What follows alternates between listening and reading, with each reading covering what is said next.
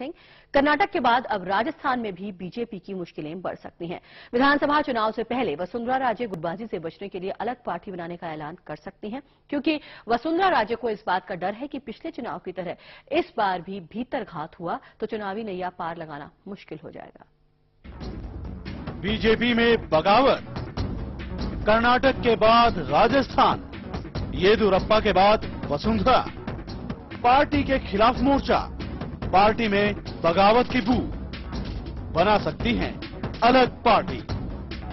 विधानसभा चुनाव से पहले हो सकता है ऐलान। गुटबाजी से हैं वसुंधरा परेशान, नहीं लेना चाहती कोई रिस्क। सेंट्रल लीडरशिप से भी नाखुश, क्योंकि नहीं लग पाया बड़ बोलों पर लगा। राज्य में हैं कई गुट, जिससे बचना चाहती हैं वसुंधरा।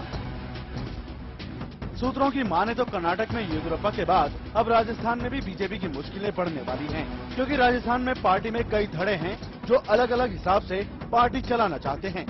हैरत तो इस बात की है कि उन पर केंद्रीय आलाकमान का भी कोई चाबुक नहीं है।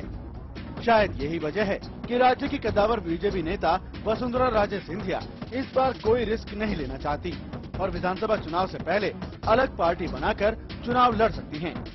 ये बात जगजाहिर है कि पिछले चुनाव में एंटी इनकम्बेंसी फैक्टर होने के बाद भी वो बीजेपी की नैया पार नहीं लगा पाई, जिसकी वजह पार्टी की अंदरूनी गुटबाजी को माना गया था।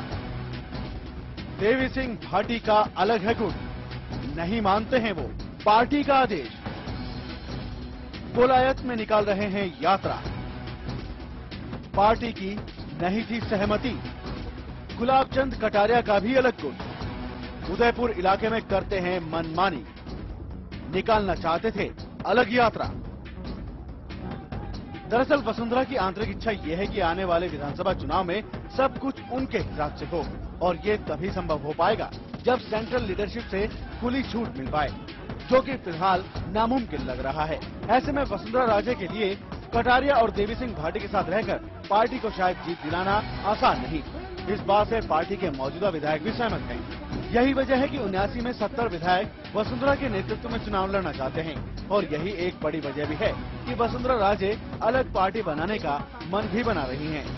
सहारा न्यूज ब्यूरो, दिल्ली।